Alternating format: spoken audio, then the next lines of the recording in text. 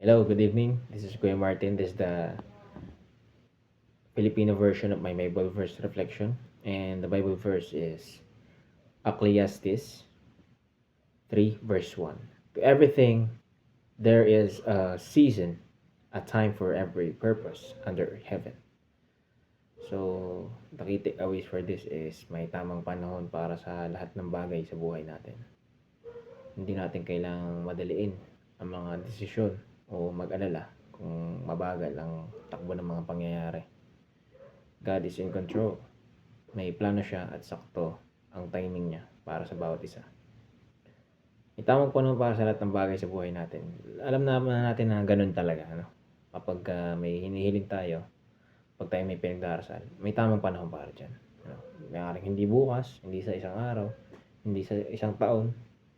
Kasi may mga, kung kayo nagbabasa ng mga Bible story, na mga story sa Biblia, may mga tao o mga pinadala o may mga idineklara ang Panginoon na kanyang mga alagad o mga tagasunod na ilang taon din naghintay, ilang taon na nagtiwala.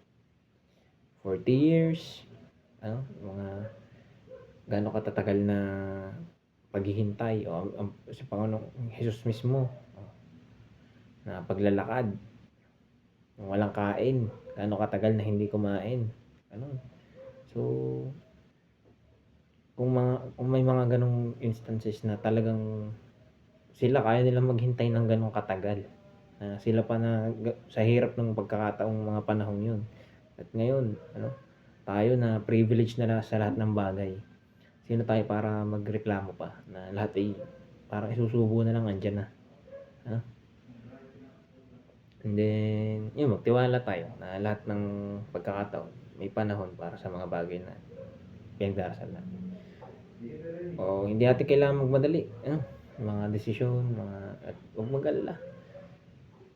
Huwag tayong mag-alala kung mabagal ang proseso, mabagal ang takbo ng mga nangyayari. Sadya lang yun. Yun ang takbo ng sitwasyon. Ganun ang plano ng Panginoon. Tapos, God is in control. May plano siya.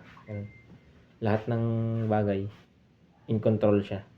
Alam niyang kung kailan ibibigay, alam niya kung hindi para sa'yo pa o para sa ibang tao yan. Ganun yun. And then, ito yung reflection dyan. Madalas tayong mainip kapag hindi pa natatanggap ang mga dasal natin. Pero tinuturo sa atin ang Bible verse na ito na may tamang oras ang Diyos para sa lahat. Kung may pinagdadaanan ka man ngayon na mahirap, paniniwalaan mo na season lang ito. Lilipas din ito. At darating din ang panahon ng kagalakan at tagumpay ayon sa kanyang plano. So, ganun lang.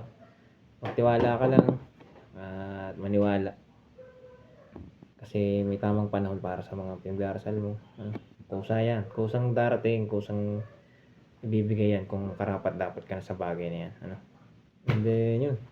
Gamitin social media sa tamang paraan. Mas kilalanan ng Husto si Jesucristo. At yun. Hikayatin pabalik ang mga naliligaw na landas. Lalo na yung mga lumalayo sa Kanya.